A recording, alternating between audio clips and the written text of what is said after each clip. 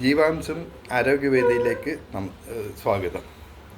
ഞാൻ doctor Jo Babu, ENT surgeon, saint Thomas hospital, Punalur.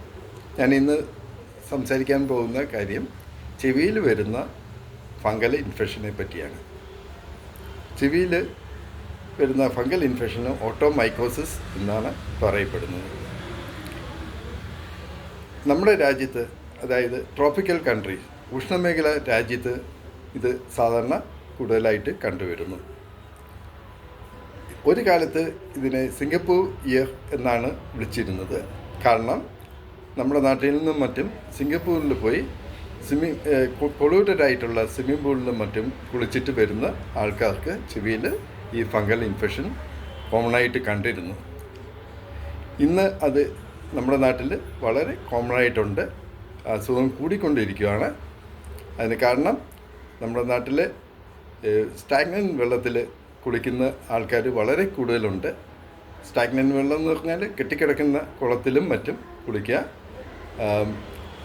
Polluted ആയിട്ടുള്ള നദിയിലും അല്ലെങ്കിൽ സ്വിമ്മിംഗ് പൂളിലും, ക്ലോറിനേറ്റ് ചെയ്യാത്ത സ്വിമ്മിംഗ് പൂളിലും മറ്റും കുളിക്കുന്നവർക്ക് ഈ ചെവിയിൽ ഇൻഫെക്ഷൻ വരാം. അതുപോലെ തന്നെ ഒരു അണുബാധയുള്ള ഒരാൾ സ്വിമ്മിംഗ് പൂളിൽ കുളിച്ചു കഴിഞ്ഞാൽ അത് അറിയാതെ മറ്റുള്ളവരും അതിൽ വെള്ളത്തിൽ കുളിക്കുമ്പോഴത്തേക്ക് അവർക്കും ഈ അസുഖം പകരുന്നു. ഇത് ഉണ്ടാകുന്നതിന് കാരണം ആയിട്ടുള്ള ഓർഗാനിസം എന്ന് പറഞ്ഞാൽ ഫംഗസാണ്. അത് രണ്ട് ഇനമാണ് സാധാരണയായിട്ട് കാണുന്നത്. ഒന്ന് അസ്പെർജില്ലസ് നൈഗർ, രണ്ടാമത്തത് കാൻഡിഡ ആൽബിക്കൻസ്.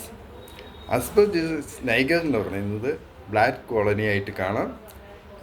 ആൽബിക്കൻസ് വെള്ള കോളനി ആയിരിക്കും, വൈറ്റ് ആയിരിക്കും. അത് വെറ്റ് ബ്ലോട്ടിംഗ് പേപ്പർ, അതായത് ഒരു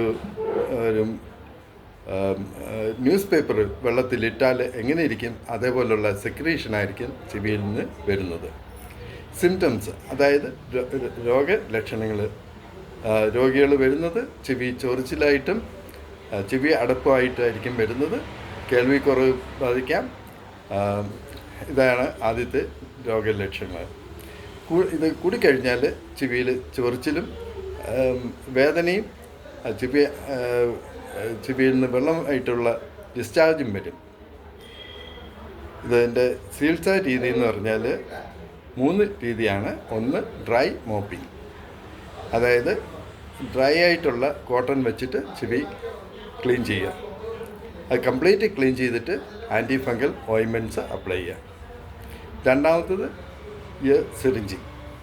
അത് എല്ലാ കേസിലും ചെയ്യില്ല. അത് ഇൻഫ്ലമേറ്റഡ് ആയിട്ടുള്ള ചെവിയിൽ ചെയ്യില്ല. അത് അല്ലാത്ത ചെവിയിൽ ചില കേസിൽ മാത്രമേ ചെവി വെള്ളം വെച്ചിട്ട് വാഷ് ചെയ്യുള്ളൂ. മൂന്നാമത് സക്ഷൻ അപ്പാരറ്റസ് വെച്ചിട്ട് ചെവി കംപ്ലീറ്റ് ആയിട്ട് ക്ലീൻ ചെയ്യുന്നു. എന്നിട്ട് ചെവിയിൽ ആൻറ്റി ഫംഗലും ആൻറ്റി ഇൻഫ്ലമേറ്ററി ഓയിൻമെൻറ്റ്സ് അല്ലെങ്കിൽ ഡ്രോപ്സ് അപ്ലൈ ചെയ്യുന്നു.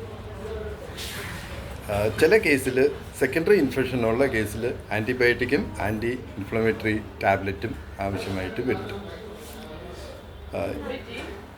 ഇത് ട്രീറ്റ്മെൻറ്റ് കഴിഞ്ഞാൽ ഇതിൻ്റെ 2-3 പ്രാവശ്യം ഇത് ട്രീറ്റ് ചെയ്യേണ്ടി വരും. കാരണം ഇത് ഒരു ദിവസം കൊണ്ട് ഈ ഫംഗൽ ഇൻഫെക്ഷൻ കംപ്ലീറ്റ് ആയിട്ട് മാറില്ല. അതുകൊണ്ട് ഫോളോ അപ്പ് വേണ്ടി വരും. ഇത് പ്രിവെൻഷൻ എന്ന് പറയുന്നത്, ഇത് ചെവിയിൽ അഴുക്ക് വെള്ളമോ പൊടിയോ കയറാതിരിക്കുക, സ്റ്റാഗ്നൻ്റ് ആയിട്ടുള്ള വെള്ളത്തിൽ കുളിക്കാതിരിക്കുക, സ്വിമ്മിംഗ് പൂളിൽ ഉപയോഗിക്കുമ്പോൾ അത് ക്ലോറിനേറ്റ് ചെയ്തതാണെന്ന് അത് മനസ്സിലാക്കി ക്ലോറിനേറ്റ് ചെയ്യാത്ത വെള്ളത്തിൽ കുളിക്കാതിരിക്കുക. ഇതൊക്കെയാണ് ഇതിൻ്റെ പ്രിവെൻറ്റീവ് ആയിട്ട് ഉള്ള മെത്തേഡ്. നന്ദി, നമസ്കാരം.